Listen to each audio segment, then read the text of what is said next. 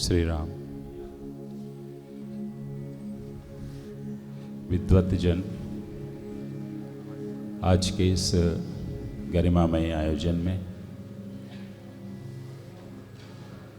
बड़े भैया श्री रमाकांत पांडे जी, जिनके हृदय की इच्छा थी कि महोदय, हुआ यूँ कि एक बार आश्रम आना हुआ पांडे जी का, तो उन्होंने कहा कि पारंपरिक कथाएं तो होती ही हैं, वो तो स्वागत के योग्य हैं ही, कुछ राम पर और भी किया जाए। तो उमाशंकर भैया भी थे। किसानों को लेकर के मेरे आश्रम में एक कार्यशाला थी 3 दिन की। तो जेहन में बात आई तो नदियों के राम, वृक्षों के राम, पर्यावरण, ये तो आधुनिक शब्द है, तो पर्यावरण और राम, पहाड़ों के राम, दिव्यांगों के राम, राम के ऐसे और भी अद्भुत दृष्टिकोण हैं, इस पर क्यों न डूबा जाए। तो आज नदियों के राम की बारी है आप सबके सामने, और मैं पांडे जी के दिव्य भारत दैनिक समाचार पत्र के अनुक्रम में उनके द्वारा इस आयोजन में आया हूँ। आइए, अल्प समय है और माननीय मंत्री जी और अरुण भैया को जाना है, जल्दी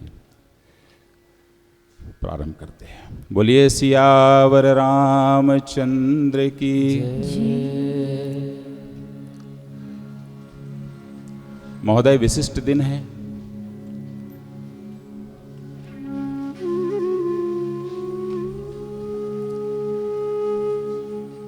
चैत्र नवरात्रि की शुरुआत है। कभी हम सोचें कि चैत्र नवरात्रि जब प्रारंभ होती है, उसके पश्चात रामनवमी मनाई जाती है।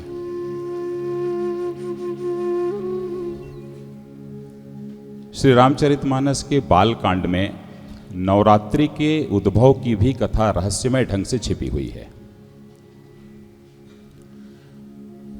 रहस्यमय ढंग से छिपी हुई है। जब उस पर चिंतन करते हैं, अध्ययन करते हैं, तो सारी बातें निकल कर आती हैं। और यह कथा की शुरुआत होती है जगत जननी सती जी जब प्रश्न करती हैं कि ये राम हैं कौन। जब शंकर जी प्रणाम करके निकलते हैं दंडक वन में, तो राम के अस्तित्व पर प्रश्न चिन्ह करते हुए 9 प्रश्न उन्होंने पूछे। और जब वही सती जी पार्वती हुई, तो पार्वती जी जब प्रश्न राम के बारे में पूछना प्रारंभ की, तो प्रश्न के पूछने तक के 9 देवियों के रूप में वो वहां पर हमारे समक्ष प्रस्तुत होती हैं। 9 प्रश्न पूछी, 9 क्रम बताई, और जो 9 बुराइयां थी जो नारद जी ने बताया था शंकर जी में कि वे नग्न रहते हैं, कपड़े नहीं पहनते हैं, उन सारी बुराइयों को दूर करते करते पार्वती जी ने 9 स्वरूपों में परिवर्तित किया है शंकर जी को। ये कथा आती है और नवरात्रि का उद्भव होता है बालकांड में, और उसके पश्चात रामनवमी आती है। तो आज इस विशिष्ट तिथि में आप सभी को बहुत बहुत शुभकामनाएं। वर्णानामर्थ संघाना रसानाम छंदसामपि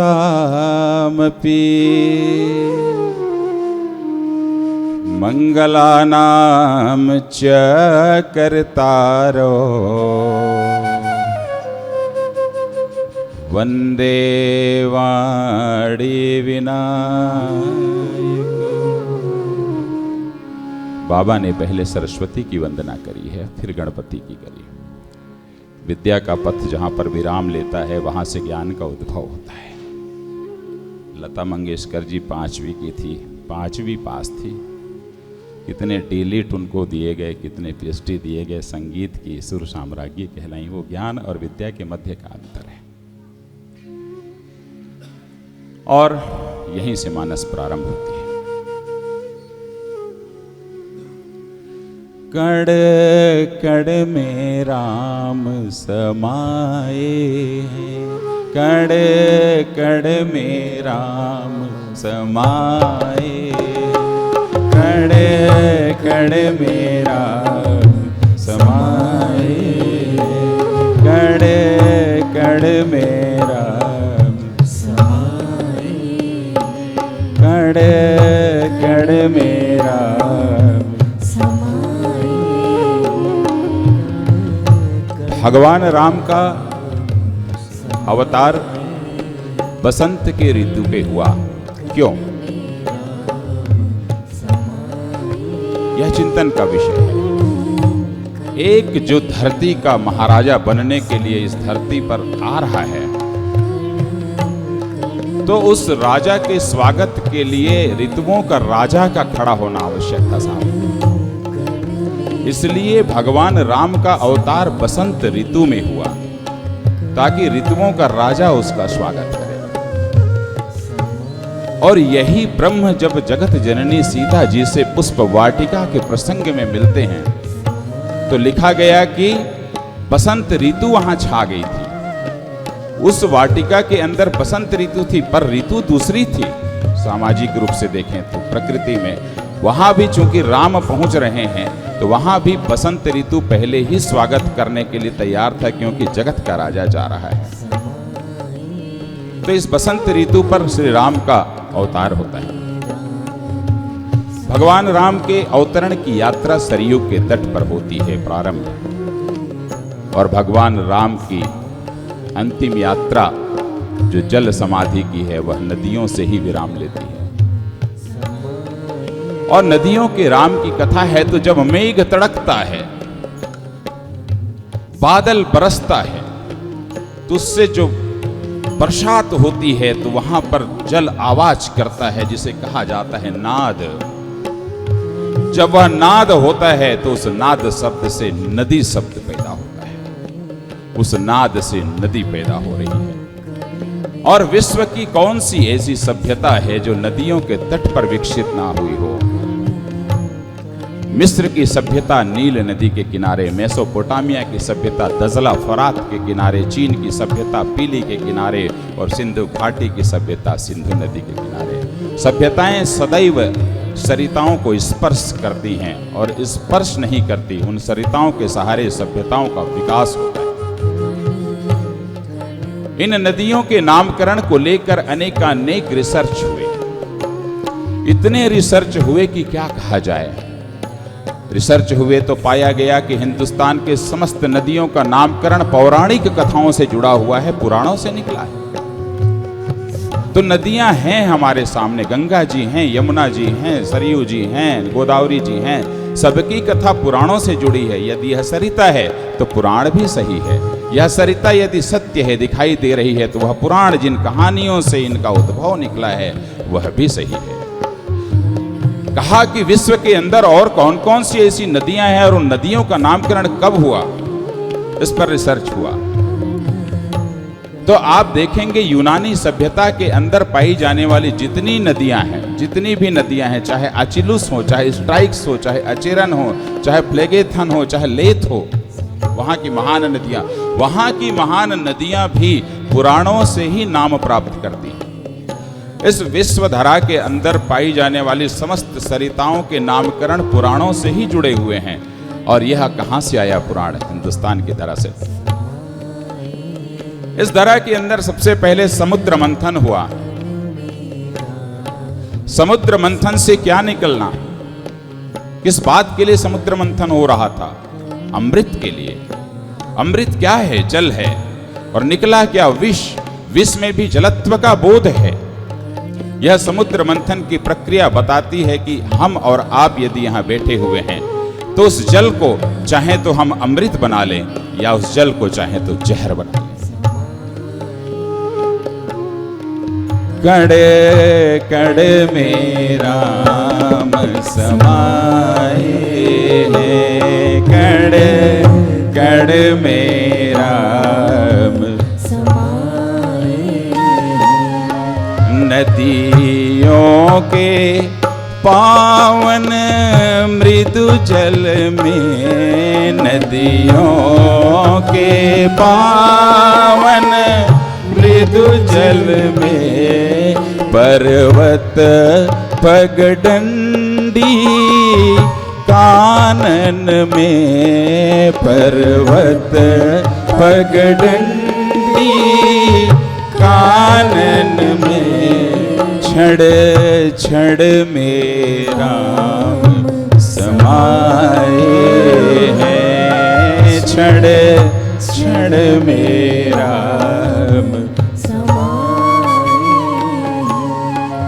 सरयूतम सा गंगा जल में, सरयूतम सा गंगा जल में।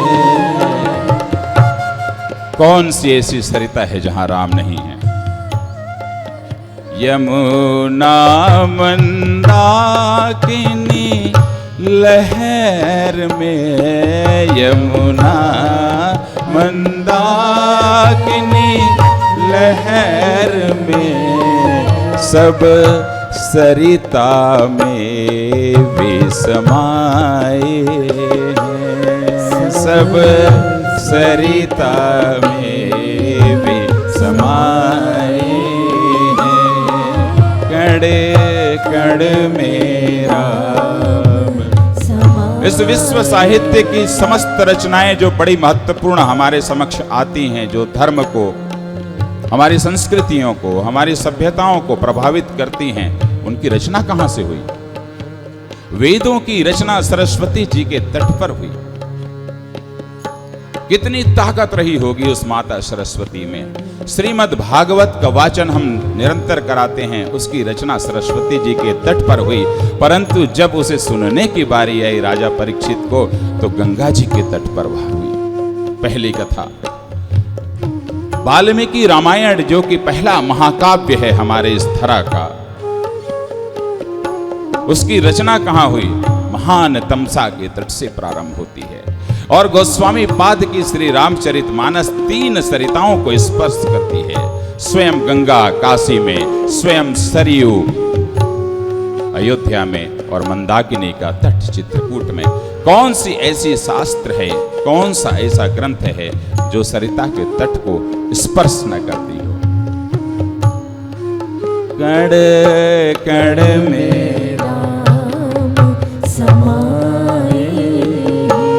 ऋग्वेद में लिखा गया, अमिताभ भैया, कि उभरे गिरीणाम संगथे च नदीनाम, धियो विप्रो अजायते।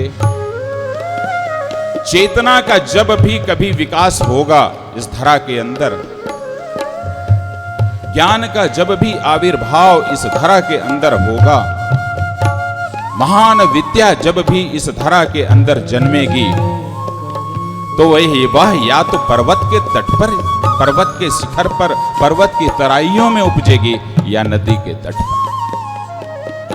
श्री रामचरितमानस के अंदर आप देखें तो एक कागभुसुंडी बाबा हैं, कथा सुना रहे हैं गरुण जी को, वह नीलांचल पर्वत।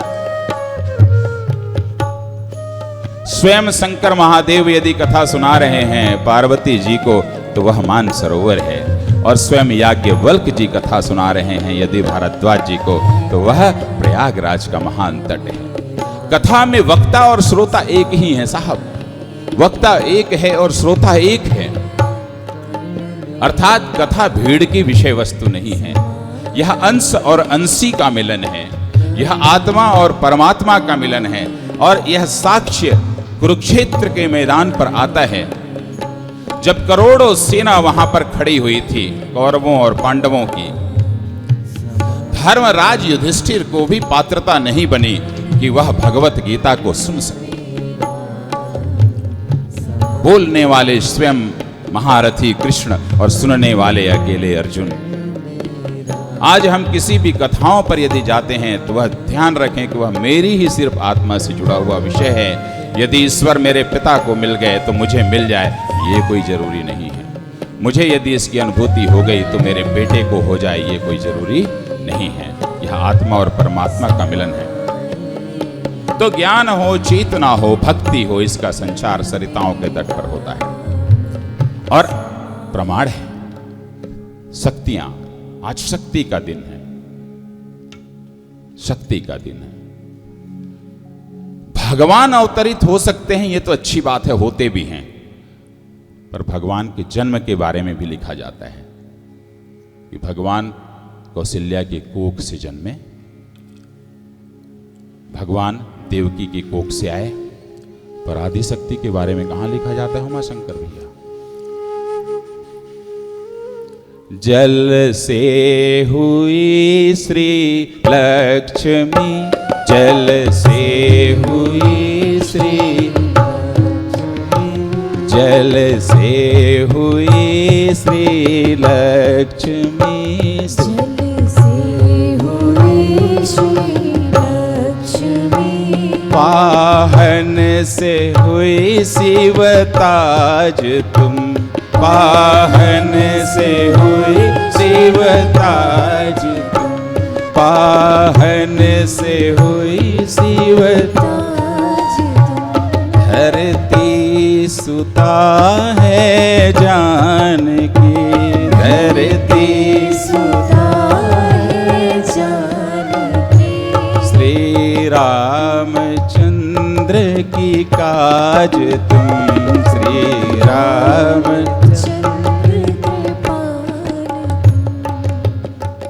कौन सी शक्ति है जो इस प्रकृति से बाहर है? कौन सी शक्ति है जो इस जल से बाहर है? कोई नहीं है। अवतरण ही ऐसे होता है। और लिख दिया बाबा ने कि गिराय रथ जल बीच सम,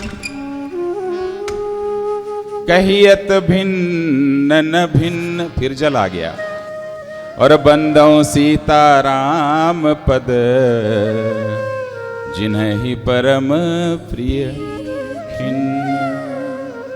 श्री राम यदि मुख से निकलने वाले शब्द हैं तो जगत जननी सीता उस शब्द की अर्थ है। जैसे शब्द को अर्थ से अलग नहीं किया जा सकता, वैसे सीता और राम को अलग नहीं किया जा सकता। कहा दूसरी बार कि यदि भगवान श्री राम जल हैं तो भगवान श्री राम जल हैं। बोले क्यों? नारायण नार, नार का शब्द है, नार माने जल। तो भगवान राम यदि जल हैं तो उस जल में उठने वाली तरंग और लहर सीता है। तो जल से लहर को अलग नहीं किया जा सकता, इसलिए सीता और राम हम कहते हैं। इस धरा में रावण का आतंक फैलने लगा, त्राही त्राही मचने लगी, सारे प्रकृति का दोहन करने लगा, सारे पर्वत उजाड़े जाने लगे, सरिताएं सूखने लगी, समुद्र हिलोरे मारने लगे, सारे देवता पहाड़ों के गुफा में जाकर रहने लगे। और अपने उस ताकत को बढ़ाने के लिए उसके बेटे मेघनाथ ने एक शोध संस्थान की स्थापना की, सैनिक शोध संस्थान। स्वयं रावण के द्वारा एक शोध संस्थान की स्थापना की गई, तंत्र मंत्र शोध संस्थान, जिसे आप देखेंगे कि दोनों उन संस्थानों को लंका कांड में युद्ध के दौरान उजाड़ा गया। वे संस्थान क्या थे? जहां वो दोनों यज्ञ कर रहे थे। मेघनाथ के यज्ञ का नाश हुआ, सर्वनाश हुआ, और रावण के यज्ञ का नाश हुआ, सर्वनाश हुआ। यज्ञ माने क्या है? पराक्रम ही तो है। वह शोध संस्थान थे। उनका प्रतिकार करने के लिए इस धरा के अंदर और भी अनेकानेक ऋषि मुनि काम कर रहे थे। कौन कौन थे? विश्वामित्र जी आयुध शोध संस्थान रिसर्च करते थे।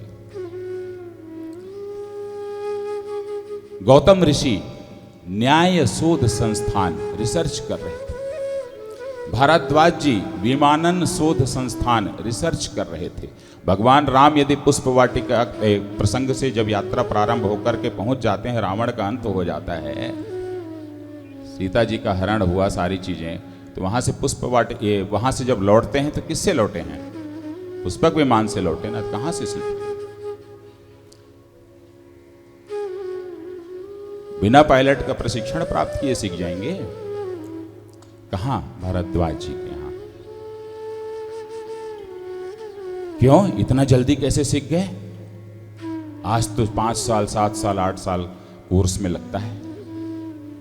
इसीलिए मानस जी में पहले इसे स्थापित किया गया कि गुरु गृह पढ़न गए रघुराई, गुरु गृह पढ़न गए रघुराई, आजे अल्प काल सब।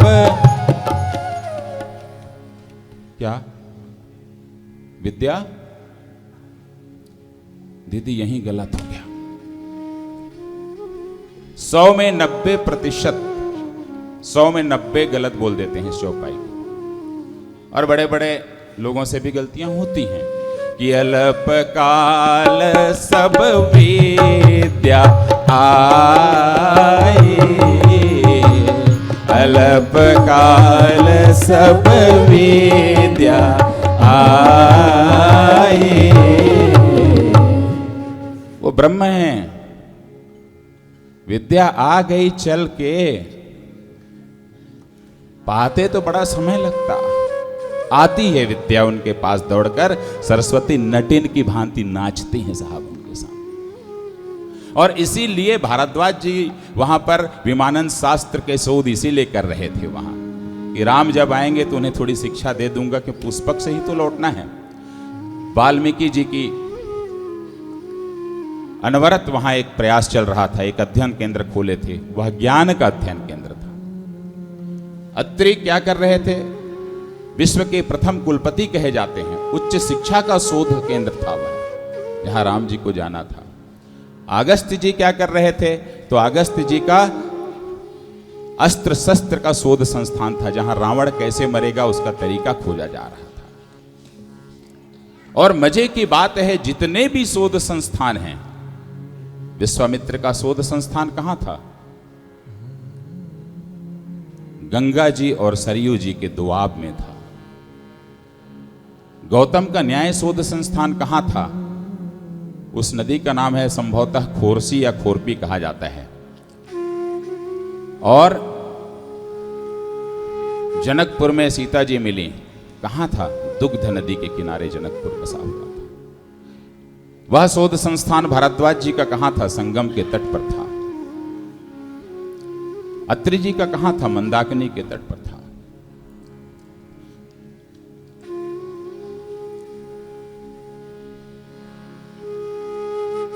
और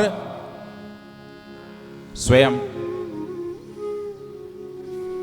अगस्त्य जी का गोदावरी के तट पर था। मतंग ऋषि का आश्रम कहां था? वह गोदावरी का और तुंगभद्रा का दोआब था। कहीं वो गोदावरी के पास भी रहते थे, एक उनका संस्थान था, एक तुंगभद्रा का। इस कथा के प्रवाह में जब चलेंगे तो इन शब्दों का और एक क्यों था ये मैं जरूर आप लोगों को बताने की कोशिश करूंगा।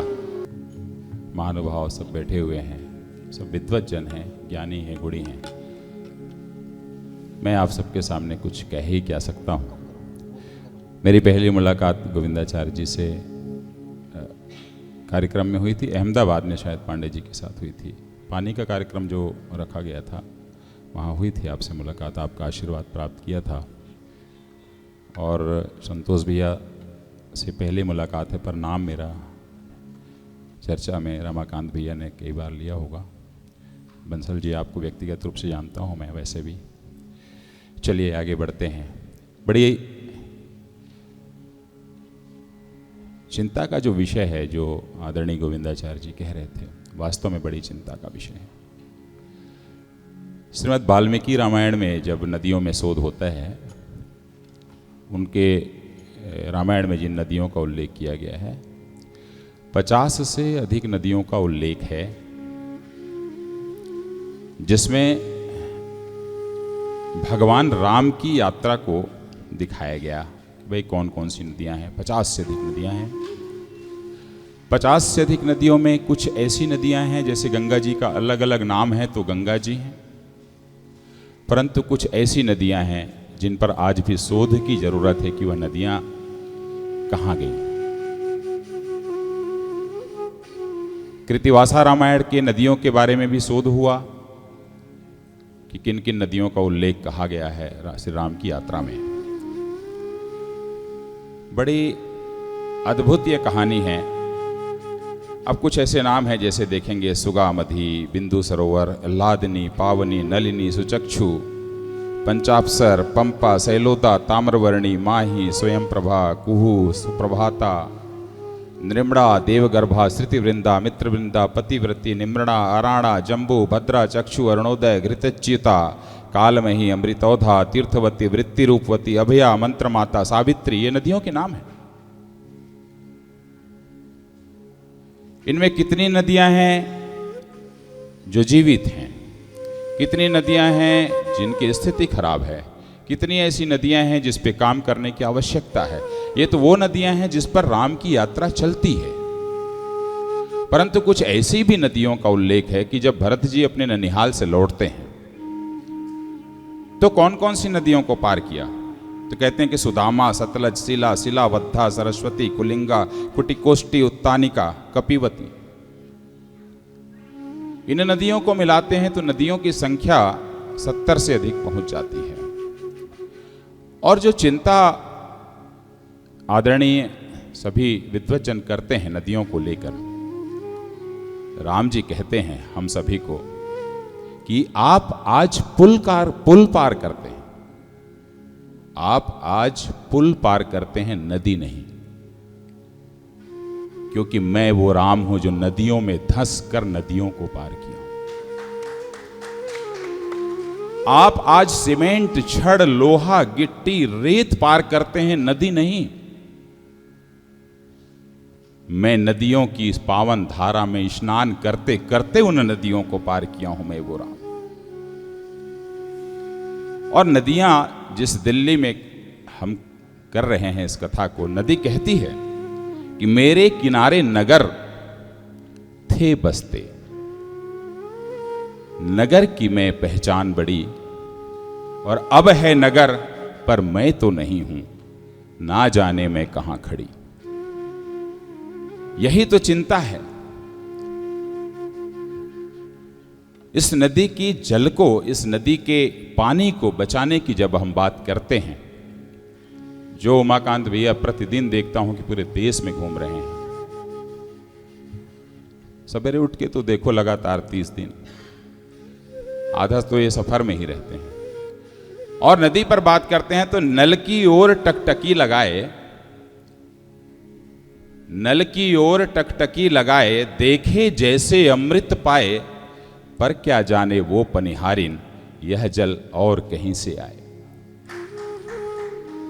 उस जल को बनाया नहीं जा सकता, लाखों वर्ष लगते हैं तब जाकर के भूमि के नीचे जल बनता है। मैंने नदियों की राम की पुस्तक में इसीलिए आखिरी में कहा कि पानी तो बहुमूल्य है, धरती का परिधान, पानी बिना सब कुछ सुना, पानी प्रभु वरदान हरि वंश, पानी प्रभु वरदान हरि वंश, पानी प्रभु वरदान। मेघों को अब देख लो, मेघों को अब देख लो, बिन पानी के रो, मेघों को अब देख लो, बिन पानी के रो, जंगल नित हैं कट रहे, कैसे पाप को धोए हरि वंश, कैसे पाप को धोए हरि वंश, कैसे पाप को धोए। तो पानी पानी सब कहे, पानी पानी सब कहे, सूखी नदी आता, सूखी नदियाँ अरे मरती चिड़िया कर गई, मरती चिड़िया कर गई, हमसे कई सवाल हरिवंश, हमसे कई सवाल हरिवंश, हमसे कई। और ये समर्पित कर रहा हूं बंसल जी आप सभी को। इस दुनिया से जब हम जाते, इस दुनिया से जब हम जाते, छोटे सांसों का मेला हरिवंश, छोटे सांस का मेला हरिवंश, छोटे सांस का मेला। तो गंगा जल मुँह में जा करके, गंगा जल मुँह में जा करके, गंगा जल, ये पंक्तियां सबको समर्पित हैं साहब। गंगा जल मुँह में जा करके, गंगा जल मुँह में जा करके, देता साथ अकेला हरिवंश, देता साथ अकेला हरिवंश, देता साथ। रावण का आतंक बढ़ने लगा, चारों ओर त्राही त्राही मचने लगी। रावण कहा कि भाई ठीक है, मुझे वरदान देने अब आ गए हो मेरे इस यज्ञ के कारण ब्रह्मा जी और शंकर जी, तो एक वरदान दे दो। बोले क्या? कि हम काहू के मरहि न मारब। दोनों एक दूसरे को हंसे, बोले ये अमरत्व मांग रहा है। तो बोले लगता है आपके देने की हैसियत नहीं है, चलिए मैं आपको छोटा सा क्लू दे देता हूं, एक सुविधा दे देता हूं ब्रह्मा जी।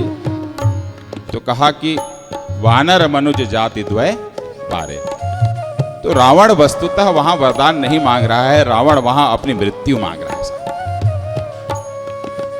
मृत्यु मांग रहा है कि मेरा अंत वानर करेंगे और मनुज करेंगे। अब चूंकि विष्णु जी को आना है, तो क्षिति के रूप में सीता जी आ रही हैं, जल के रूप में नारायण आ रहे हैं, पावक के रूप में स्वयं श्री राम आ रहे हैं, गगन के रूप में शिव आ रहे हैं, और समीरा के रूप में हनुमान जी आ रहे हैं। क्षिति जल पावक गगन समीरा, क्षिति जल पावक गगन समीरा, पंचरचित यह अधम शरीरा, पंचरचित यह अधम शरीरा। अब उस अधम शरीर के साथ भगवान आ रहे हैं। भगवान सोचे जाऊं तो जाऊं कैसे, मुझ में कौन सा ऐसा गुण होना चाहिए? कठोर बनकर जाऊं, मुलायम बनकर जाऊं, किस रूप में जाऊं? तो श्री रामचरितमानस की सबसे प्रतिष्ठित, सबसे अभिमंत्रित चौपाई, जिसे बच्चा बच्चा हिंदू जो है याद रखता है, सनातन के धर्मावलंबी, क्योंकि मानस जी के लिखने के पश्चात गोस्वामी पाद ने एक ही चौपाई को अभिमंत्रित किया जीवन भर, और वह इतनी बार अभिमंत्रित किया कि वह पूरे वातावरण में उसकी आवृत्ति बनती चली गई। भगवान ने तय किया कि मैं वो राम हूं कि मैं कठोर बनकर नहीं जाना चाहता, मैं वो राम हूं कि मेरे अंदर कांटे नहीं रहने चाहिए। तो किस रूप में जाओगे? मैं द्रवत्व के भाव के साथ जाऊंगा, मैं पिघलने के भाव के साथ जाऊंगा, कि जब भी भक्त मुझे पुकारेगा, जगह जगह नदियों के किनारे के ऋषि मुनि पुकारेंगे, तो मैं पिघल करके बहता चला जाऊंगा साहब। और मानस जी की खूबसूरत चौपाई आई जिसमें द्रवत्व का भाव है कि मंगल भवन मंगल हारी, मंगल भवन मंगल हारी, द्रवौ सुदशरथ अजीर बिहारी, द्रवौ सुदशरथ अजीर बिहारी, द्रवौ द्रवौ द्रवौ द्रवौ द्रवौ। पिघलूंगा साहब, मुझे आप 100 मीटर के दौड़ की तरह नहीं बुला सकते। मैं पिघलूंगा, प्रेम से पिघलूंगा। केवट भी जब प्रेम से बुलाया तब फिर पिघल के वहां पहुंच गए साहब, गंगा के तट पर राम को है, इसलिए द्रवौ शब्द आया। तो द्रवौ सुदशरथ अजीर बिहारी, बोलो द्रवौ सुदशरथ अजीर बिहारी। अरे मैं द्रवित होकर के यदि मैं जाऊं तो कहां जाऊं, किस शहर में जाऊं, किस स्थान पर जाऊं, किस सरिता के तट पर जाऊं? तो मैं उस तट पर जाना पसंद करूंगा कि जो तट है सरयू का तट। जन्मभूमि मम पूरी सुहावनी, जन्मभूमि मम पूरी सुहावनी, उत्तर दिशि बह सरजू पावनी, उत्तर दिशि बह सरजू पावनी। भगवान राम ने सोचा कि अब अयोध्या में मुझे अवतार तो लेना ही है, और अयोध्या में सरयू जी बहती हैं, तो सरयू जी के तट पर ही अवतार क्यों? तो भगवान का, विष्णु जी का पहला जो मत्स्यावतार हुआ था उसका संबंध सरयू जी से है। जब शंखासुर नामक राक्षस ने वेदों को समुद्र में ले जाकर के डुबा दिया, तब भगवान ने मत्स्यावतार का रूप लिया, पहला अवतार। और जब उस वेद को निकाल करके ब्रह्मा जी के हाथों में सौंपा है, तो उस आनंद के समय में, उस आनंद के क्षण में विष्णु जी के नेत्रों से जो जल निकला, उस जल को ब्रह्मा जी ने अपने कमंडल में धारित कर मान सरोवर में प्रतिस्थापित किया। कालांतर में महापराक्रमी वैवस्वत राजा ने अपने धनुष बाण से उस सरयू को मानसरोवर से निकाला, और वही सरयू बहते बहते अयोध्या आई, क्योंकि इस जगह पर भगवान राम ब्रह्म अवतरित होने वाले हैं। यह आपो देवता है, इसलिए सरयू का महात्म्य बहुत है। गंगा जी के महात्म्य की जब बात आती है तो लगभग अधिकांश चौपाइयों में गंगा स्नान और पान शब्द एक साथ आता है। गंगा में स्नान के पश्चात उसका पान जब तक नहीं करेंगे तब तक के आप उसके पूरे फल को प्राप्त नहीं कर पाते। पर यहाँ बाबा की लेखनी रुकती है मानस जी में कि जब विष्णु के नेत्रों से बहने वाले आंसू से सरयू जी निकली हैं तो उसका पान करना चाहिए या नहीं। इसलिए स्नान शब्द बार बार कहा है कि स्नान करिए, दर्शन करिए, स्नान करिए, दर्शन करिए। श्री रामचरितमानस में सिर्फ एक ही बार, वो भी आखिरी में लिखा है कि पान कर सकते हैं तो कर लीजिए। मतलब स्नान करने मात्र, देखने मात्र से, स्नान करने मात्र से सब कुछ मिल जाता है।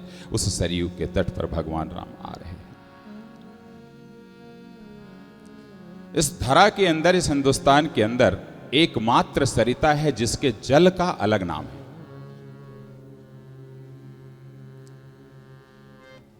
एकमात्र सरिता है जिसके जल का अलग नाम है, वह है सरयू का जल। इसीलिए सरयू के जल का नामकरण हुआ सारव।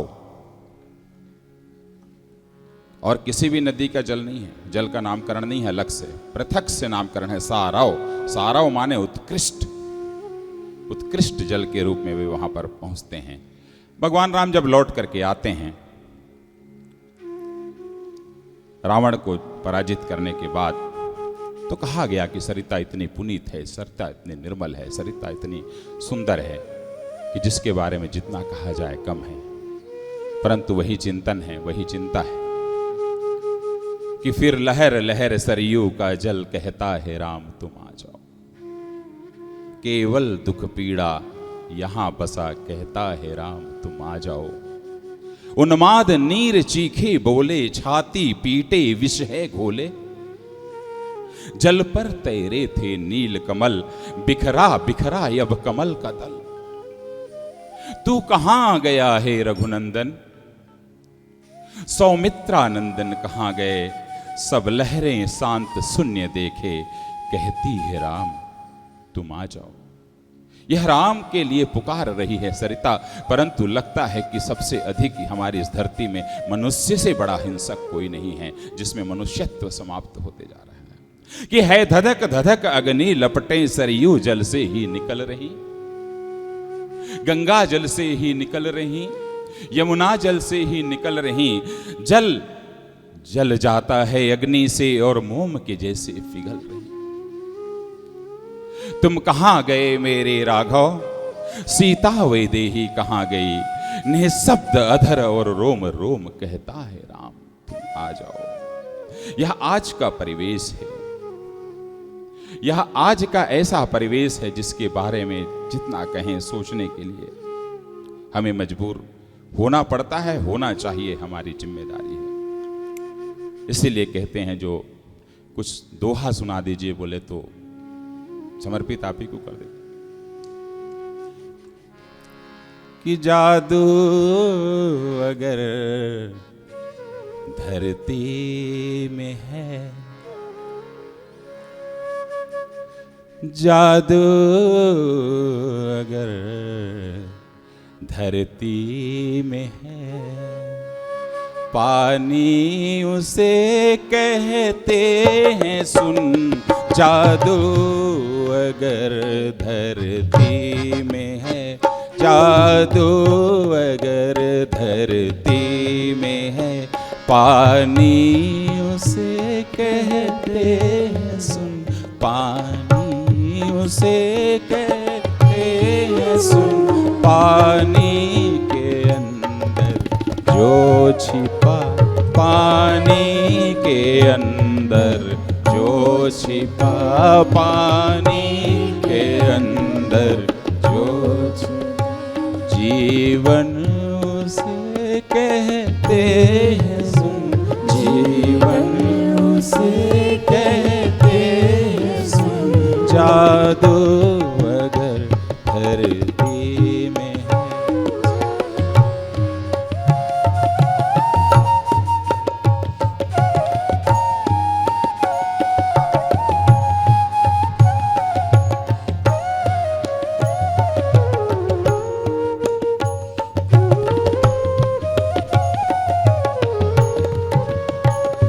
धरती में पानी अल्प है, धरती में पानी अल्प है, फिर भी समझ ना पाया तू, फिर भी समझ ना पाया तू, फिर भी समझ ना पाया तू, फिर भी समझ ना पाया तू।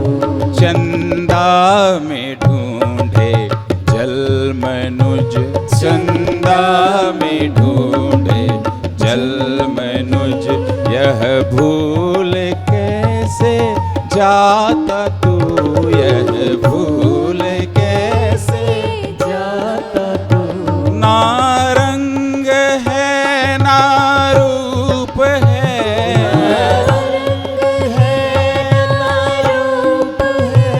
ना रंग है ना रूप है,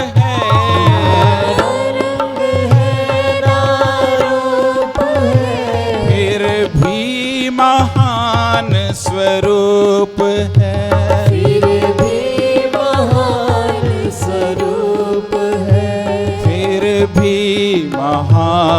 स्वरूप है, फिर भी महान स्वरूप है। जल के बिना सृष्टि नहीं, जल के बिना सृष्टि नहीं, जल के बिना जल जाएगा, जल के बिना जल जाएगा, जल के बिना जल जाएगा, जल के बिना जल जाएगा।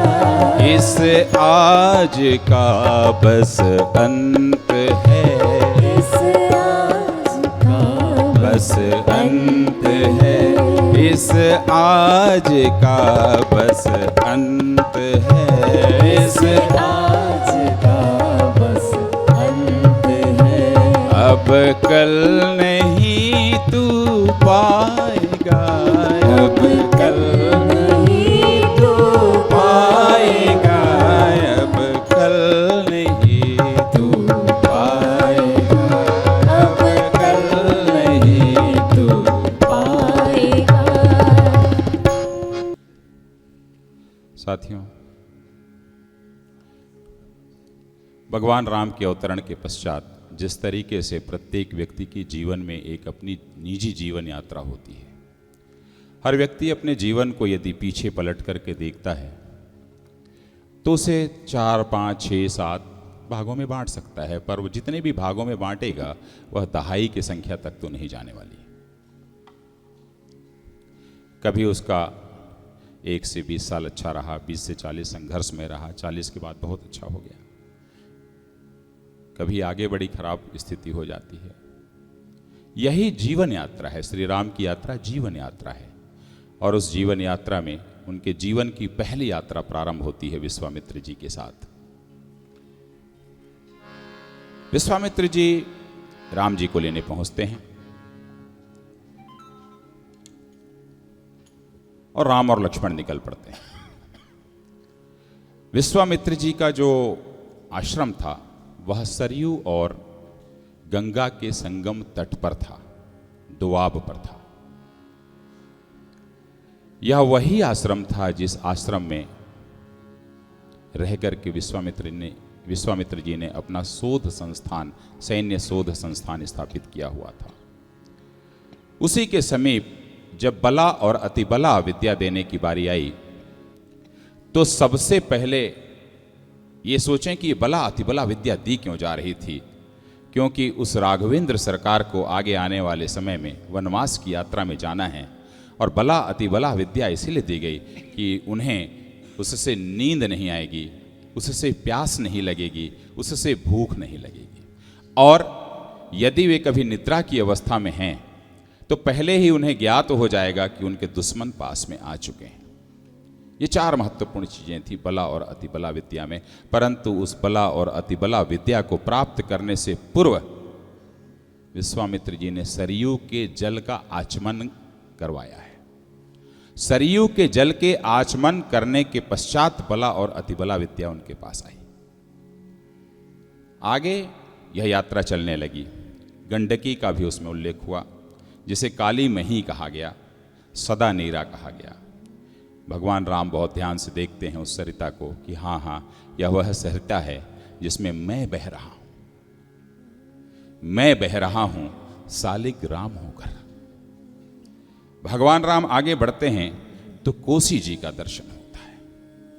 कोसी वही जो कौशिक ऋषि की बहन कौशिकी के नाम से यह सरिता हुई। और जिस तरीके से कौशिक ऋषि अर्थात विश्वामित्र जी थोड़े क्रोधी स्वभाव के थे, तो जीन्स जो होता है नेचर पे आता है, तो उनकी बहन भी क्रोधी स्वभाव की थी। तब से लेके आज तक के इसीलिए कोसी सरिता क्रोधी स्वभाव की मानी जाती है, जो सदैव बिहार में तांडव बरसाती है। ये सत्य है, दिखाई देता है, वह व्यवहार हमारे सामने आता है। आगे बड़ी महत्वपूर्ण घटना घटती है। गौतम ऋषि के आश्रम में पहुंचते हैं। एक पत्थर से आवाज आती है कि तेरे दर्शन को प्यासी रघुनाथ हो, तेरे दर्शन को प्यासी रघुनाथ हो, तेरे दर्शन को प्यासी रघुनाथ हो, कर दो कृपा बनाओ सनाथ हो, कर दो कृपा बनाओ सनाथ हो, कर दो कृपा बनाओ सनाथ हो। ये आश्रम एक दीख मगमाही, खग मृग जीव जंतु तह नाही। शंकर जी कथा सुनाए हैं राम जी की, पार्वती जी को। याज्ञवल्क्य जी कथा सुनाए राम जी की, काकभूषणी जी कथा सुनाए राम जी की। विश्वामित्र जी सिर पकड़ लिए साहब, क्या ये क्यों है? इस पत्थर से आवाज क्यों आ रही है? ये कौन सी सरिता बह रही है? बोलो प्रभु, बोलो मेरे गुरुदेव, इस सरिता का नाम क्या है? उस सरिता का नाम है खीरोई। बजाते रहिए भाई, बार बार बोलना पड़ेगा। खीरोई, खीरोई, खीरोई के तट पर अहिल्या जी का आश्रम था, गौतम ऋषि का। और खीरोई क्यों कहा गया? खीरोई का अर्थ जब जाएंगे डिक्शनरी में देखेंगे तो उसका अर्थ है उलट पुलट, उल्टा पुल्टा कर देना। खीरोई तो वहां पर उल्टा पुल्टा ही हो गया सब कुछ। कि न्याय दर्शन का, न्याय मीमांसा का समाज को परिचय कराने वाला ऋषि गौतम अपनी ही पत्नी के साथ कठोर न्याय कर बैठते हैं, यही उल्टा पुल्टा है। इसी से खीरोई नदी आ गई। और पूछा मुनि शिला प्रभु देखी, और सकल कथा मुनि कही विशेषी। विशेषी क्यों?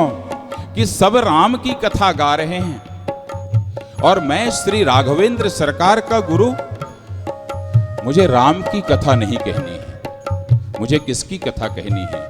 एक ऐसी कथा कहनी है जो वासना की शिकार हो गई, जबकि उसे उपासना करना था। वह हरि चिंतन में अपना ध्यान लगाती, परंतु उसका ध्यान इंद्र के चिंतन में शायद चला गया। वह न्याय जो समाज के काम आता, वहां उनका पति कठोर न्याय कर रहा है। जिन्हें निष्काम चिंतन करना था, वे सकाम चिंतन में लग गईं। ये सारी विशेषी शब्द यहां पर इसीलिए आया, खीरोई का तट उसका साक्षी बनता है।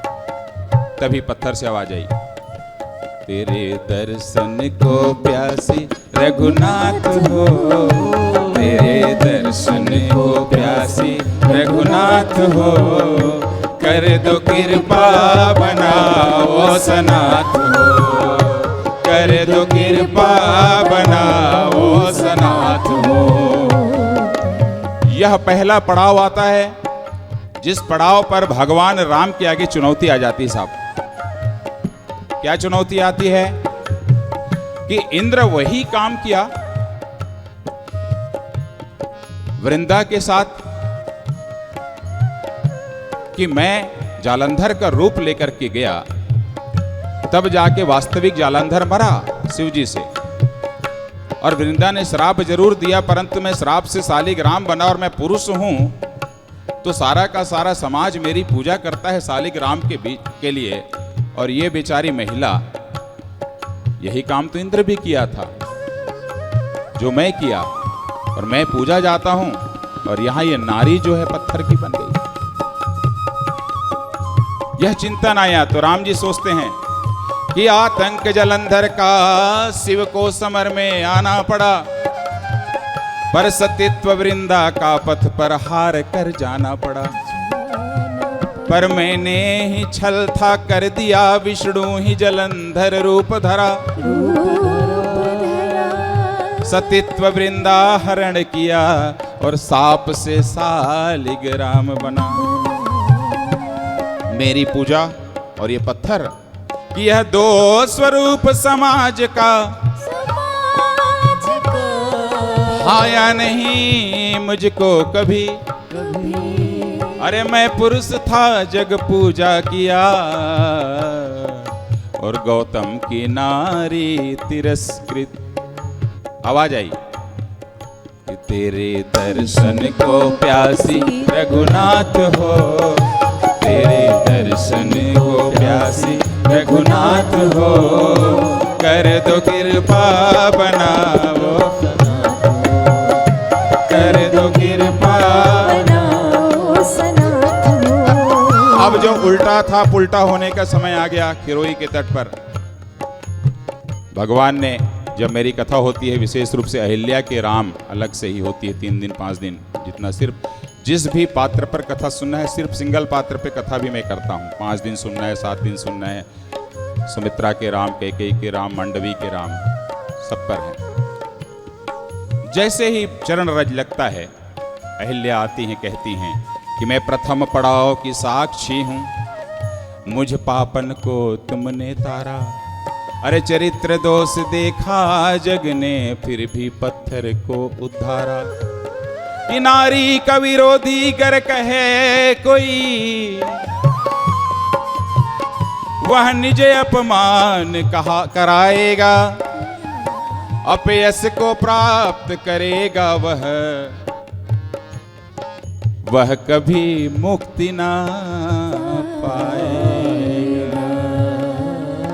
भगवान ने कहा, जवाब दिया है, अनेक शास्त्रों में मिलता है साहब, कि नारी का अपमान हो जग में, अपमान हो जग में। यह खिरोई का तट है, देख रही है कि मुझको नहीं ये भाता है, भाता है। अरे इसलिए तुम्हें मैं तारा हूँ, मुझे भेद भाव नहीं आता है।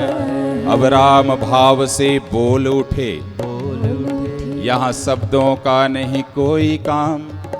अरे संसार तुम्हें क्या ठुकराएगा, जब तारा तुमको स्वयं राम, जब तारा तुमको स्वयं राम, जब तारा तुमको स्वयं राम, जब तारा तुमको स्वयं राम। साथियों, वहां से जब निकले हैं, विस्तृत कथा जब अहिल्या पे होती है, भाव आता है कि भगवान से चरण रज ही क्यों मांगी। हाथ से आशीर्वाद मांग लेना था, नेत्रों से आशीर्वाद दिया जा सकता है, क्यों?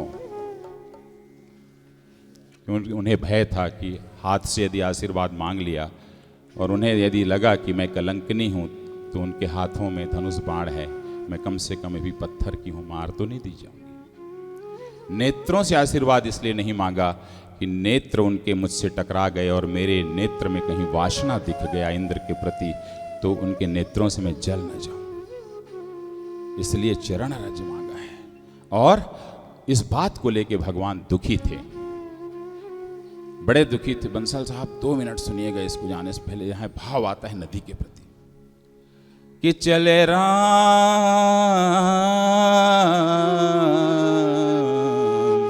चले राम चले राम।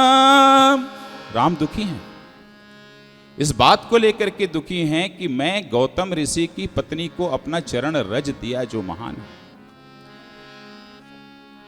वेद व्यास जी ने अपने शास्त्रों में लिखा है, यही अहिल्या की बेटी का नाम अंजना था और अंजना के बेटे हनुमान हुए। अंजना के बेटे हनुमान हुए, इसलिए आज भी खिरोई के तट पर आप जाके देखें कि हनुमान जयंती के दिन बहुत बड़ा वहां जलसा लगता है साहब। खिरोई के तट पर यह कथा आती है, वेद व्यास जी ने लिखा है, इसलिए यहां विशेषी कथा शब्द आया। ऐसी तमाम कथाओं को बताया है ईश्वर को विश्वामित्र जी ने, यह भी एक विशेषता उसमें जुड़ता है। राम जी को इसलिए बात अच्छी नहीं लगी क्योंकि हनुमान जी की नानी को मैं चरण रज दे रहा हूं। चले राम लक्ष्मण पुनि संगा, रोते हुए जा रहे हैं साहब। आगे गंगा का तट पड़ा, रुक गए, विश्वामित्र जी से पूछे इसके बारे में कुछ कहें। तो गाधी सुत सब कथा सुनाई, जेहि प्रकार सुरसरी मही आई। किस प्रकार से गंगा का अवतरण हुआ, ये कथा मनुष्य के रूप में सबसे पहले विश्वामित्र जी के मुख से उन्होंने सुना। बोले प्रभु इतनी पावन सरिता है, क्या किया जाए? बोले स्नान। तब प्रभु ऋषिन समेत नहाया। क्यों? क्योंकि पावन है सरिता। और जैसे ही नहाया तो मन के जितने भी भाव थे कि मैंने चरण दिया है, वो सारे भाव मिटे हैं। वह है गंगा कि जो ब्रह्म को भी हर्षित करती है। यह भाव मिटाती है कि मैंने शायद कोई पाप किया है चरण रज दे करके। तो बाबा बोल दिए वहां पर कि हरसी चले। अभी तक हर्षित नहीं थे। हरसी चले मुनि वृंद सहाया। हरसी चले मुनि वृंद सहाया। बेगी विदेह नगर नियराया। बेगी विदेह नगर नियराया। जनकपुर पहुंचते हैं। जनकपुर में सीता जी से एक होना है। सज्जनों, मेरी चौपाई जब मैं मानस जी की करता हूं, मंगल भवन अमंगलहारी द्रवहु सुत दशरथ अजिर बिहारी, तो मंगल भवन अमंगलहारी, तो मंगल कौन है? कौन है मंगल? स्वयं राम। क्या करते हैं? अमंगलों का नाश करते हैं। कहाँ रहना चाहिए? मंगल भवन में रहना चाहिए। कौन से भवन में? ईंट के, पत्थर के, सीमेंट के, छड़ के, इससे ना ना ना ना, इस भवन में नहीं। तो कौन से भवन में? क्षितिजल पावक गगन समीरा पंच रचित यह अधम शरीरा, इस भवन में रहना चाहिए और दूसरे भवन में नहीं। तब प्रश्न आता है कि किस दिन अवतरित हुए राम जी? तो दिन था मंगलवार, राम जी के अवतरण का मंगलवार। और सीता जी के पास भगवान पहुंच रहे हैं जनकपुर। जनक जी की बिटिया जनक सुता सीता जी क्योंकि भगवान राम के साथ अभिन्न है। तुम महासागर हो गहरे, मैं हूं सागर की लहर। तुम महासंगीत प्रियवर, मैं तराने की हूं स्वर। तुम हो काया, मैं हूं छाया। तुम क्षमा, मैं फूल हूं। और तुम गगन के चंद्रमा हो, मैं धरा की धूल हूं। एक हैं, इसलिए सीता जी का अवतरण भी ध्यान रखें, मंगलवार को हुआ। सीता और राम जी का विवाह भी मंगलवार को हुआ। राम जी के पास पहुंचने के लिए हनुमान जी की जरूरत है। उनका अवतरण मंगल मूर्ति मारुति नंदन। मंगल मूर्ति मारुति नंदन। सकल मंगल मूल निकंदन। सकल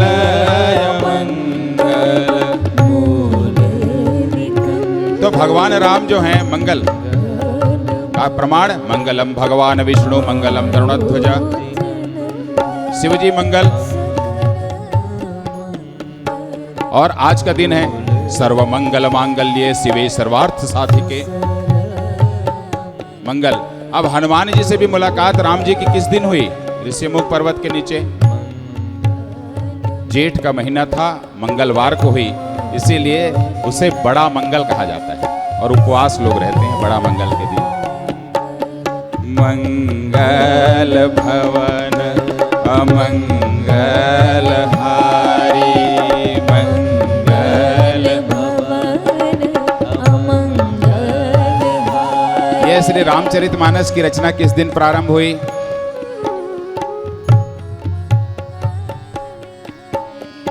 नवमी भौम।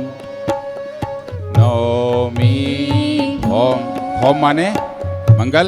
श्री रामचरितमानस की रचना जो है अवतरित भी है इस धरा में, इसीलिए मंगलवार को ही साथी। और सीता जी वहां पर अब मिल रही हैं, मंगल कारिणी सीता जी राम जी से एक हो रहे हैं। और लिखा गया कि बापी कूप सरित सरनाना, सरित सरिता कितनी, नाना तो दुग्ध नदी तो थी वहां पर बंसल साहब, पर जब सरित नाना कह दिया तो कितनी सरिताएं। फिर आपको सहारा लेना पड़ेगा पुराणों का, क्योंकि नाना पुराण निगमागम सम्मत। तो आप विष्णु पुराण में आइए, तो विष्णु पुराण में लिख दिया गया है कि जनकपुर 15 सरिताओं के घेरे पे थी, 15 सरिताओं के घेरे में थी। और यह जो 15 सरिताएं हैं श्री राम को निहार रही हैं, तभी धनुष यज्ञ होता है। तेहि छन राम मध्य धनु तोड़ा, तेहि छन राम मध्य धनु तोड़ा। मध्य से तोड़ा, न ऊपर से तोड़ा, न नीचे से तोड़ा, बीच से तोड़ा, मध्य से तोड़ा। न पाताल में टूटा, न आकाश में टूटा, मध्य की धरती में टूटा, इसलिए मध्य धनु तोड़ा। न ब्रह्मा ने तोड़ा, न महेश ने तोड़ा, बीच के विष्णु ने तोड़ा, इसलिए मध्य धनु तोड़ा। तमाम भाव है, न परशुराम ने तोड़ा, न बलराम ने तोड़ा, बीच के राम ने तोड़ा। कम से कम 50 भाव हैं मध्य शब्द पे। तेहि छन राम मध्य धनु तोड़ा, तेहि छन राम मध्य धनु। देखिए समय का अभाव है, परंतु जब भी कथा के लिए आप कहेंगे मुझे, जिस विषय पर कहेंगे उस पर मैं हाजिर हूं। सीता जी का विवाह हो गया, आती हैं वापस, और राम जी की अयोध्या झूमने लगती है। कैसे झूमती है कि इस अवध की बड़ी है कहानी, इस अवध की बड़ी है कहानी, श्री राम राजधानी है। इस अवध की बड़ी है कहानी, श्री राम राजधानी है। इस अवध की बड़ी है कहानी, श्री राम राजधानी है। इस अवध को है, इस अवध को है वेद बखानी, इस अवध को है वेद बखानी, श्री राम राजधानी है। इस अवध को है वेद बखानी, श्री राम राजधानी है। कि अयोध्या मथुरा माया काशी, काशी कांची अवंतिका, पुरी द्वारावती चैव सप्तैताम मोक्षदायिका। यदि हम कहीं अमेरिका चले जाएं, इंग्लैंड चले जाएं और पूछें कि उत्तर प्रदेश, कोई पूछे कहाँ से आए हो, कहोगे कि भैया उत्तर प्रदेश से आए हैं, बोले कि ये कहाँ पे है, ये कहाँ पे है उत्तर प्रदेश। अमेरिका में चले जाओ और बोलो कहाँ से आए भैया, उत्तर प्रदेश के हैं, हम नहीं जानते। अच्छा भैया अयोध्या के हैं, बोले हाँ उसको जानते हैं। जहां बहता है, जहां बहता है, कि जहां बहता है सरयू का पानी, श्री राम राजधानी है। जहां बहता है सरयू का पानी, श्री राम राजधानी है। देखिए सब कुछ अच्छा चल रहा था और भगवान राम के वनवास की कथा हम सभी के समक्ष आती है। इस पर मेरी कथा है भैया कैकेयी के राम। हम नाहक ही दोष देते हैं माता कैकेयी को कि उन्होंने जाकर के मंथरा का दिमाग फेर दिया। अरे भाई सरस्वती जी के पास तो देवता गए थे ना, तो देवताओं का दोष है, फिर सरस्वती जी का कहाँ दोष है। अब ये देखिए कि कैकेयी का दोष है तो कैकेयी जी का कैसा दोष है, उसमें भी दोष नहीं है। तो दोष किसका है कि उमा दारु जोशित की नाई सबही नचावत राम गोसाई। राम जी का दोष है कि राम जी उनको जो चाह रहे हैं करा रहे हैं। तो वही जब कैकेयी जी इस वरदान को मांगती हैं कि तापस वेश विशेष उदासी 14 बरस राम वनवासी,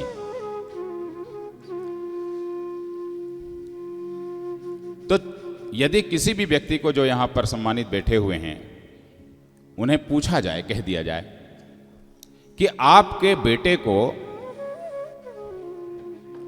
भारत का प्रधानमंत्री आपके कहने मात्र से बन जाएगा, कहने मात्र से बन जाएगा, तो क्या आप 14 वर्ष के लिए ही प्रधानमंत्री बनाना चाहोगे भाई? यह प्रश्न तो है कि नहीं? 14 वर्ष के लिए? अरे आप तो कहोगे कि मेरा बेटा जब तक जीवित है तब तक भारत का प्रधानमंत्री रहना चाहिए। क्यों 14 वर्ष? तो जब उनके बोलने से, कैकेयी जी के बोलने से उनका बेटा राजा बन सकता था, तो सिर्फ 14 वर्ष के लिए राजा क्यों? क्या 14 वर्ष के लिए मोह है पुत्र के प्रति कि 14 साल तुम राजा और 15वें साल में तुम प्रजा बन जाओ? इसका उत्तर जानना है तो कैकेयी की राम सुनना पड़ेगा। तो तापस बेस विशेष उदासी 14 बरस राम बन, जब शब्दों पर जाते हैं, भाव भूमि में उतरते हैं, तो लिखा बाबा ने वनवासी, वनवासी नहीं लिखा। तो व से वजन का व होता है और ब से बकरी का ब होता है, तो हमने लिखा उसमें ला ला ला ला ला ला ला ला ला ला ला। आप फास्ट मत करिए, आप लीजिए कि ला रे ला ला ला ला ला ला ला ला ला। रानी रानी कौशल्या तो माता थी राम की, रानी कौशल्या तो माता थी राम की। रानी कैकेयी तो, रानी कैकेयी तो, रानी कैकेयी तो, रानी कैकेयी तो थी निर्माता राम की। रानी कैकेयी तो थी निर्माता राम की, रानी कैकेयी तो थी निर्माता राम की। तो कैसे निर्माता? इधर पूरा ध्यान लगा लो भैया जो सुन रहे हो, मुझे थोड़ा डिस्टर्ब होता है सर, या तो फिर व और बा का अंतर देखें। आइए चौधरी साहब बैठिए। वन नहीं जाते, अच्छा ये बताइए भगवान राम यदि वन नहीं जाते तो भगवान बन पाते? कैकेयी ने नहीं कहा कि राम वन जाओ, कैकेयी ने नहीं कहा कि राम बन जाओ, कैकेयी ने नहीं कहा कि राम बन जाओ। वजन का वा, कैकेयी ने कहा कि राम तुम तो बन जाओ, कैकेयी ने कहा कि राम तुम तो बन जाओ, बन जाओ। यह राम बनने की यात्रा है। कैकेयी माता तू, कैकेयी माता तो दाता थी राम की, रानी कैकेयी तो थी निर्माता राम की, रानी कैकेयी तो थी निर्माता राम की। वो नहीं जाते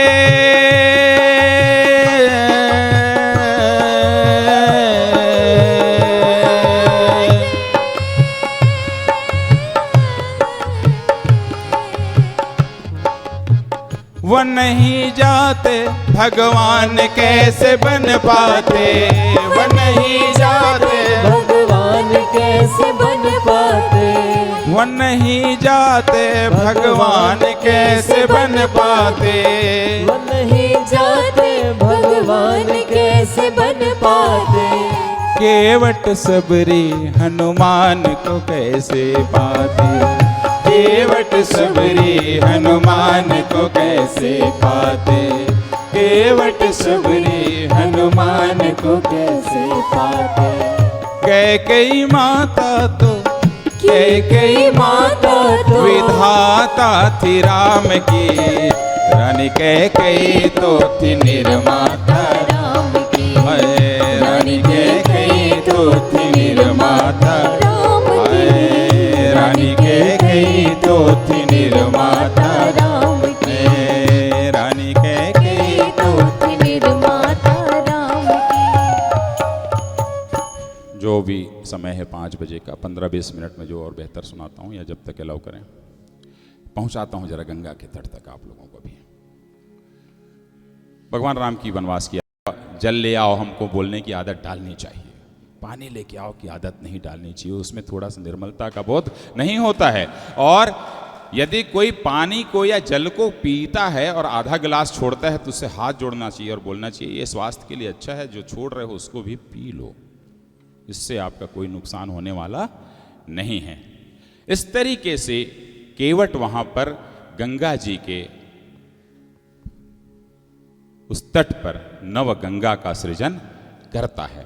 आगे गंगा बोलने लगती है। साहब आप चूंकि काम कर रहे हैं पानी में मकान दिया, इस बात को ध्यान रखें। मानस जी में बड़ा अद्भुत प्रसंग है कि सीता जी जब वो पार कर लेते हैं राम जी और केवट को कुछ देना चाहते हैं, सीता जी ने मुद्रिका दी राम जी को, राम जी ने देना चाहा, उन्होंने मना किया, फिर केवट वहां प्रस्थान करते हैं। तब सीता जी ने गंगा जी का आह्वान किया कि हे सीते, हे गंगे, मैं सीता हूं, सियस सुरसरी कहेऊ कर जोरी। गंगा जी से हाथ जोड़ रही हैं और मातु मनोरथ पुरौब मोरी। नदियां बात करती हैं। साहब हमारे अंदर कला आनी चाहिए, हमें उसके भाव को, उसकी करुणा को समझना चाहिए। सीता जी बात कर रही हैं, कह रही हैं गंगा से कि आप मेरे मनोरथ को पूरा करो।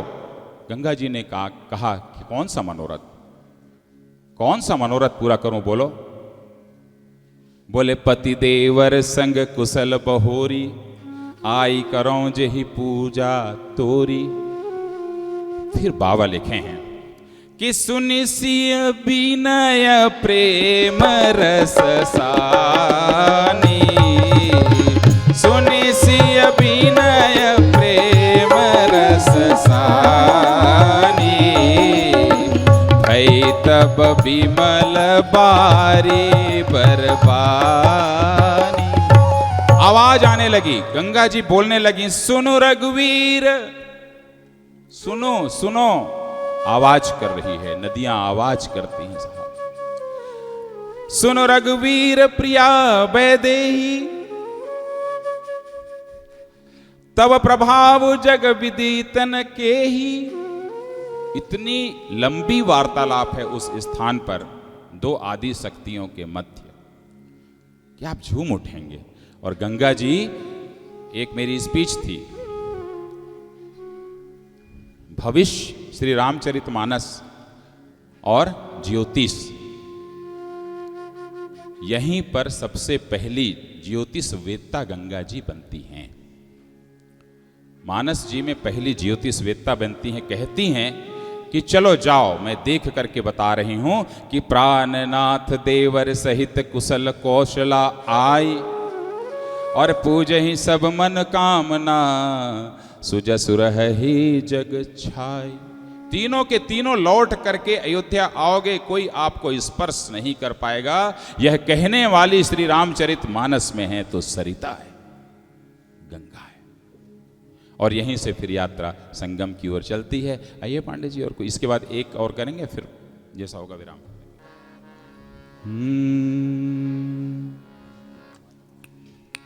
साहब केवट की बात की है माननीय मंत्री जी ने, तो केवट का प्रसंग ही संयोग से चल रहा था। तो एक माननीय मंत्री जी, मेरी जो अपनी कथाएं होती हैं उसमें जो भजन भाव भी आप सुनेंगे हमारे खुद के लिखे होते हैं। केवट जब सीता जी की मुद्रिका को लेने से मना कर देता है राम जी के हाथों से, तो क्या कहता है? वहां पर वह सीता जी को आगाह करता था कि एक स्वर्ण को केवट लेने से मना कर रहा है, तो उस सोने से बच के सीता तुम भी रहना। वह आगाह कर रहा है कि ऐश्वर्य का महत्व उतना समाज में नहीं है जितना सम्मान का महत्व है। और कहता है केवट कि मैं नाली हूं तो से उतराई, मैं नाली हूं तो से उतराई, मैं नाली हूं तो से उतराई। हे रघुराई, हे रघुराई, हे रघुराई, हे रघुराई, हे रघुराई, जय हो। मैं नाली हूं तो से उतराई, मैं नाली हूं तो से उतराई। मित्रों, बजाते रहिए भाई। गंगा का तट साक्षी बनती है, जहां पर भगवान राम अपने 14 वर्ष के वनवास यात्रा के पहले ही वर्ष के पहले ही चरण में दूसरे दिन ही तीसरे दिन ही श्री राम राज्य की स्थापना कर देते हैं। राम तो 14 वर्ष बाद अयोध्या में जाकर के राम राज्य की स्थापना किया, परंतु वह श्रृंगवेरपुर का तट केवट के प्रेम में इतने अभिभूत होते हैं कि 14 वर्ष पहले श्रृंगवेरपुर में राम राज्य की स्थापना करते हैं। बोले कैसे? केवट क्यों नहीं ले रहे हो इस मुद्रिका को? ये मुद्रिका साहब छोटी मुद्रिका नहीं थी। यह मुद्रिका जब सीता जी ने उतारा है तो वह मुद्रिका बहुत ही तरीके से राम जी ने सीता जी से उतरवाया। वह विस्मयकारी मुद्रिका थी। वह मुद्रिका यदि सीता जी की उंगलियों में रह जाती तो रावण की हैसियत नहीं थी कि वह सीता जी का अपहरण कर पाता। वह केवट उसका साक्षी बन रहा है इस घटना का, और कहता है दारिद दावा दोष मिटायो, दारिद दावा दोष मिटायो, दारिद दावा दोष मिटायो, दारिद दावा दोष मिटायो।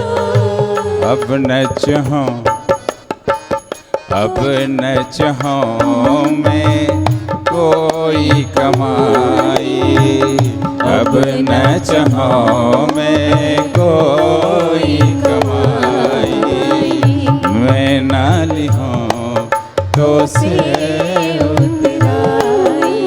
बुद्धिहीन तनु जान के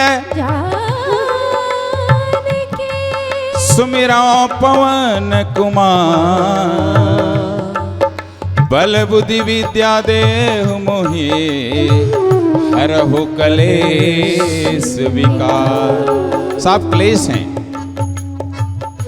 5 क्लेश हैं। राग द्वेष अस्मिता अविद्या अभिमनेश। 6 विकार हैं, काम क्रोध मद लोभ मत्सर और मोह। केवट यहां प्रतिपादित कर देता है कि 11 की 11 चीजें मेरे जीवन से और इस श्रृंगवेरपुर से मिट गई।